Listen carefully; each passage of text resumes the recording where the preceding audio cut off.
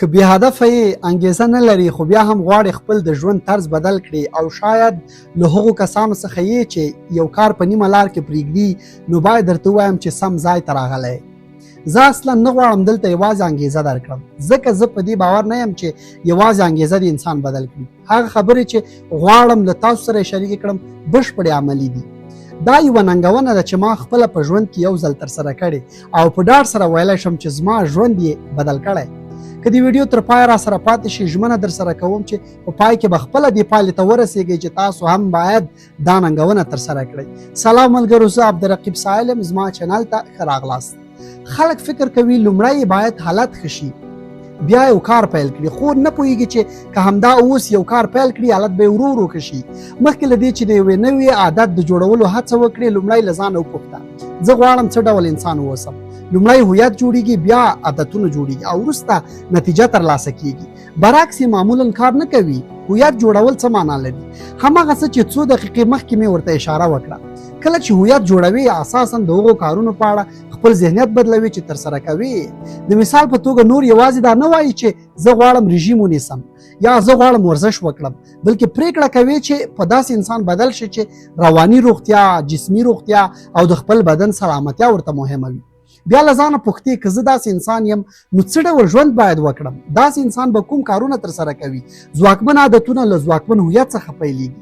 ډیری وخت موږ نه پوهیږو خو په حقیقت کې خپل ځان ته زیان رسوو. لکه یو څوک چې سګرټ څکوي وروسته وایي سږي مې خراب دي، ډیر الکول استعمالوي بیا وایي ځیګر مې ستونزه لري، ډیره بوره خوري وروسته وایي د وینې د شکر ستونزه لرم، او همداسې سلګونه نور مثالونه. که په انسان کې له خپل ځان سره مینه موجوده وای یوه ورځ حتما راویښیږي او درته وایي ته د داسې ژوند مستحق هیڅکله نه یې. که ویډیو درته ګټوره وي لایک یې کړئ چې ډیرو کسانو ته ورسیږي او نور خلک هم ترې استفاده وکړي. له خپلو ملګرو سره هم شریکه کړئ. نو که غواړئ خپل ژوند بدل کړئ زه دې احساس درکوم. پوهیږم چې آسان نه ده. شاید ته د خپل ژوند په تر ټولو خراب پړاو کې پریکړه وکړې چې یو څه بدل کړې ځکه داسې احساس کوي چې نور د زغم پای ته رسېدلی. هغه انګیزه چې ته یې لټوې او هغه انګیزه چې نن یې زه لرم له پرمختګ څخه پیدا کیږي. له دې څخه پیدا کیږي چې خپلې پایلې په سترګو وویني. په لومړۍ ورځ چې هر څه له صفره وي، هر څه ګډوډ وي، لازمه نه ده چې انګیزه ولري. انګیزه له همغو وړو وړو ګامونو څخه راځي چې هره ورځ یې ته اخلي. تر ټولو لویه مرسته چې له ځان سره یې کولی شي دا نه ده چې ځان مجازات کړي او نه دا چې تل ځان ملامت کړي. عادت د تکرار له لارې جوړیږي. تکرار تل ته ژمنتیا در زده کوي، تل تا ته ژمنتیا درکوي او همدا ژمنتیا له ځان سره د مهربانۍ او له خپل ځان سره د مینې ترڅنګ لامل کیږي چې یوه لاره تر پایه تعقیب کړي. ځکه ډیر کسان په ډیره لوړه انګیزه یو کار پیلوي خو د لارې په یو ځای کې ناامیده کیږي، ستړي کیږي یا د کوم بل دلیل له امله یې پرېږدي. که له خپل ځان سره مینه ونه لري بیا خپل روټین ته نه راګرځي. له همدې امله مې دا ځل هڅه وکړه یوه نسبتا کوچنۍ او د هر چا لپاره د تنظیم وړ یوه ننګونه جوړه کړم. زه نور دا باور نه لرم چې یوه نسخه دې د ټولو خلکو لپاره مناسبه وي. زموږ هدفونه یو له بل سره توپیر لري خو دا پروګرام مې داسې جوړ کړی چې تقریبا هر څوک ترې ګټه اخیستلی شي. ما د دې ننګونې موده 33 ورځې ټاکلې. ولې 33 ورځې؟ ځکه کوچني عادتونه هم وخت غواړي چې جوړ شي او نسبتا لوی عادتونه او هغه کارونه چې واقعا د ژوند برخه ګرځي څو اونۍ یا حتی څو میاشتې دوام غواړي. نو راځئ د دې ننګونې قوانینو ته لاړ شو. په پای کې به یوه ډیره ساده د پلان جوړولو طریقه هم در زده کړم چې په مرسته یې کولی شئ خپل هدفونه واقعي کړئ، پرې عمل وکړئ او په نیمه لار کې یې پرېنږدئ. زه غواړم د هر کار دلیل هم درته ووایم ځکه پوهیږم چې ذهن مو د ځینو کارونو پر وړاندې مقاومت کوي او وایي ولې باید دا کار وکړم. زه هم یو ورځ تاسو په ځای کې وم خو کله مې چې شعوري ډول کار ترسره کړ او پوه شوم چې مثلا دا زما د فشار په کمولو کې مرسته کوي بیا یې ترسره کول راته اسانه شول. کله چې د یو کار لپاره دلیل او معنا ولري ترسره کول یې اسانه کیږي. د دې معنا کیدای شي د هر چا لپاره جلا وي. د یو کس لپاره ممکن هدف روغتیا وي، بل کس د یوې سیالۍ لپاره تیاری نیسي، بل غواړي خپله اراده پیاوړې کړي، بل غواړي پر خپل ځان باور زیات کړي. نو زموږ د ننګونې د پایل دلایل مختلف کیدای شي خو ډیری پایل یو شان دي ځکه په هر صورت موږ پر خپل بدن، ذهن، اراده او نظم کار کوو. شاید په ظاهر کې یوازې یو ساده غذایي پلان او څو کوچني کارونه ښکاره شي، خو اغېز زما لپاره دومره لوی و چې له نږدې صفر رواني روغتیا او ډیر خراب جسمي حالت څخه دې ځای ته راورسېدم چې د خپل ژوند لوبه به بدله کړه. لومړی کار دا دی کله چې سهار له خوبه پاڅېږو مخکې له دې چې موبایل ته لاس ورو لږ تر لږه 15 دقیقې د ساه اخیستلو تمرین کوو. ولې موږ په داسې نړۍ کې ژوند کوو چې له فشار څخه ډیره ډکه ده. همدا چې موبایل راواخلو لسګونه خبرونه پیښې او معلومات را باندې راځي. د هر انسان په خپل ژوند کې هم سلګونه مسلې شته. نو لومړی شی چې موږ ورته اړتیا لرو رواني روغتیا او آرام ذهن دی. باید زده کړو چې خپل فشار مدیریت کړو. که ستاسو کورټیزول هم زما په څیر لوړ وي نو دا موضوع لا جدي وګڼئ. د ساه اخیستلو تر ټولو ساده تمرین چې زه یې ډېر ترسره کوم دا دی 4 ثانیې ساه دننه کړئ او 6 ثانیې یې ورو ورو وباسئ. د نس له لارې ژوره ساه واخلئ. دا واقعا د فشار په کمولو کې مرسته کوي. هر څومره چې د ساه اخیستلو وخت اوږد وي بدن مو د آرامېدو پر لور ځي. دوهم تمرین مربعي تنفس دی. مربعي تنفس داسې دی 4 ثانیې ساه دننه کړئ، 4 ثانیې ونیسئ، 4 ثانیې ساه وباسئ، بیا 4 ثانیې تم شئ. بل تمرین زه تر ډیره له خوب مخکې ترسره کوم ځکه ډیر مې آراموي. که احساس کوئ چې خوب نه درځي کولی شئ وی آزموئ. 3 ثانیې ساه دننه کړئ، 7 ثانیې ونیسئ او 8 ثانیې وباسئ. کله چې وایم سهار له پاڅېدو سره سم موبایل مه راخلئ د دې لپاره هم یو بدیل درکوم. که یوازې درته ووایم موبایل مه کاروئ شاید ووایئ ښه نو څه وکړم او څو دقیقې وروسته بیرته موبایل ته ولاړ شئ. خو که 15 دقیقې د ساه تمرین وکړئ او وروسته مثلا 20 دقیقې مراقبه یا میډیټیشن وکړئ نو په یو ګټور کار بوخت یاست. زه میډیټیشن په دوامدار ډول ترسره کوم او زما د رواني روغتیا لپاره اغیز واقعا ډیر ښه. فکر مه کوئ چې میډیټیشن حتما کومه معنوي موضوع ده. باید یو شی جذب یا دفع کړئ. زه اوس د دې اړخ په اړه خبرې نه کوم، یوازې د رواني روغتیا له نظره یې وایم. که غواړئ د میډیټیشن په اړه جلا ویډیو جوړه کړم په کمنټونو کې راته ولیکئ. بل کار په ظاهر کې ډیر کوچنی دی خو زما په روغتیا یې ښه اغیز وکړ. کله چې سهار پاڅېدم لومړی مې یو ګیلاس نیمه ګرمې اوبه وڅښلې، نه جوش اوبه، یوازې ګرمې یا تړمې اوبه. زه خپله ورځ په همدې ډول پیلوم. په دې برخه کې یوه بله خبره هم درته وایم. هڅه وکړئ خپل سهار په داسې خوړو پیل نه کړئ چې وینه کې مو شکر ناڅاپه ډېر لوړ کړي، لکه ډېر خواږه مواد، مربا یا سپینه ډوډۍ. زما خپله تجربه دا وه چې کله به مې ډېر خواږه خوړل وروسته به مې انرژي ناڅاپه راټیټه شوه، ستړی او بدمزاجه به شوم او بیا به مې بیرته خوږو شیانو ته زړه کېده. په دې ډول انسان په یوه تکراري کړۍ کې بندېږي. که د وینې د شکر یا هورموني ستونزې لرئ د خپلې تغذیې موضوع په ځانګړي ډول جدي ونیسئ او له متخصص سره هم خبرې وکړئ. زه خپله مصنوعي بوره تر ډیره له خپل رژیم څخه لرې کوم، حتی د طبیعي خوږو موادو لکه خرما، شاتو، کشمش او میوو په خوړلو کې هم اندازه مهمه ده. بل مورد چې شایي 100 ځله مو اورېدلی وي خو ډیری کسان یې نه عملي کوي، اوبه وڅښئ. زه غواړم دلیل یې هم درته ووایم. هڅه وکړئ هره ورځ کافي اوبه وڅښئ.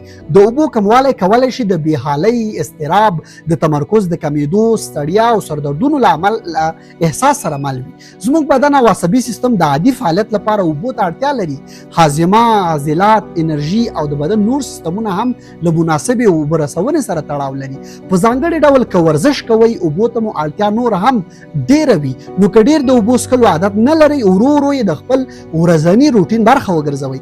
بل کار چې ما په خپل لیست کې اچولی شکرګزاري ده. ډیر وخت کېږي چې دا کار کوم خو ولې زما لپاره دا موضوع نور یوازې د معنویت مینیفیسټ کولو یا د غوښتنو د جذب موضوع نه ده. د رواني درملنې په ځینو طریقو کې هم د مثبتو شیانو پر یادولو کار کېږي. کله چې خپل موجود نعمتونه ځان ته یادوم خوشحاله کېږم، احساس کوم پر خپلو افکارو او احساساتو ښه کنټرول ولرم. نو تاسو هم هره ورځ څو شیان ولیکئ چې منندویه یې.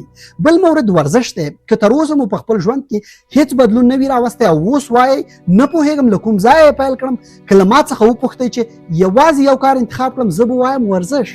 زه خپله داسې انسان یم چې ډیر وخت مصروف یم، لکه کور او دفتر ته تګ راتګ لپاره اوږده لاره په موټر چلولو وهم، پر ایډیټ او ویډیو جوړولو وخت تېروم. نو باید پام وکړم چې په کور یا بل هر ځای کې زیات پاتې کېدل راته زیان ونه رسوي. نو ځکه هر څومره چې ډیر په کور کې پاتې شي همغومره نور هم زړه دې غواړي چې په کور کې کېنې. دا موضوع ورو ورو پر رواني حالت اغیز کولی شي. له همدې امله د ورځې په اوږدو کې قدم وهل، بهر ته تګ، لمر لیدل دا ډیر مهم دي. پیاده روي زما لپاره واقعا ډیره ګټوره ده. که هدف مو وزن کمول وي وزن زیاتول وي یا عضله جوړول، هر څومره باید د خپل بدن او خپل هدف مطابق ورزش وکړي. ما لا په دې ورځو کې یوګا ته مخه کړې، تقریبا نیم ساعت وخت مې ورته ځانګړی کړی. راځئ پر یوې بلې موضوع هم خبرې وکړو. که وغواړم رښتینی اوسم، خلک زما په ظاهر هم قضاوت کوي، که یې خوښوو که نه دا په ټولنه کې شته. کله چې انسان ورزش کوي او خپل ځان ته ارزښت ورکوي، خپله پر ځان باور یې هم زیاتېږي. دا پر ځان باور د بدن ژبه بدلوي او په طبیعي ډول د نورو خلکو برداشت هم اغیز کوي.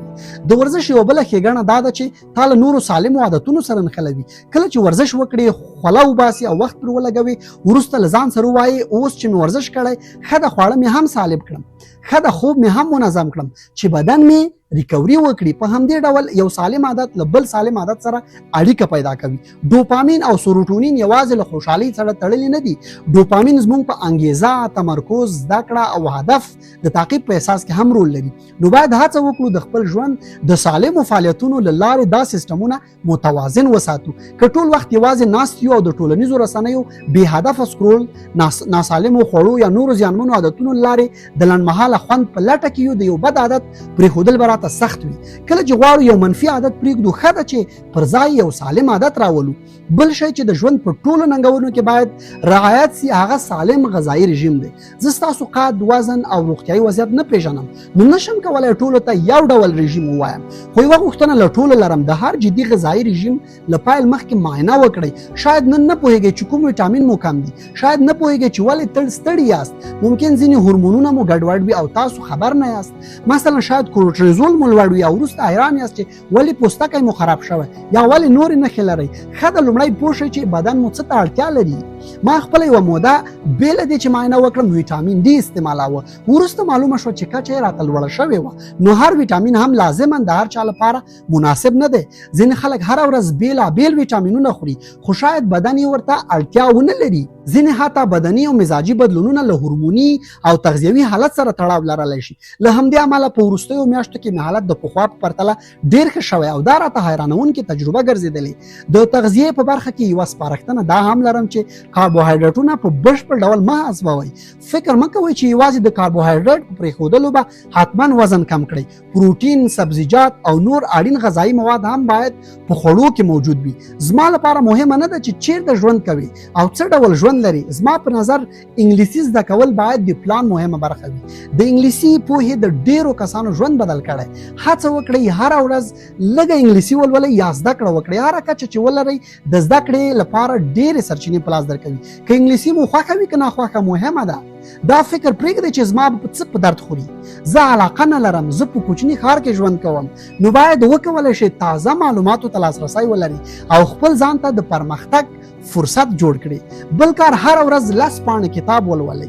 که کتاب لوستل درته ډېر سخت وي، غږیز کتاب واورئ یا یو ګټور پاډکاسټ واورئ. هر هغه څه چې ستاسو په شخصي وده کې مرسته کوي. کتاب لوستل خلاقیت زیاتوي، معلومات درکوي، د خبرو لپاره موضوع درکوي او د لغتونو زیرمه مو پراخوي. د کتاب لوستلو ښکلا دا ده چې فکري وده یې ورو ورو رامنځته کیږي. شاید هره ورځ یې اغېز ونه وینئ، خو اغېز یې اوږدمهاله دی. تاسو په خبرو کې ژر احساس کوئ چې یو انسان څومره مطالعه او فکري ژورتیا لري.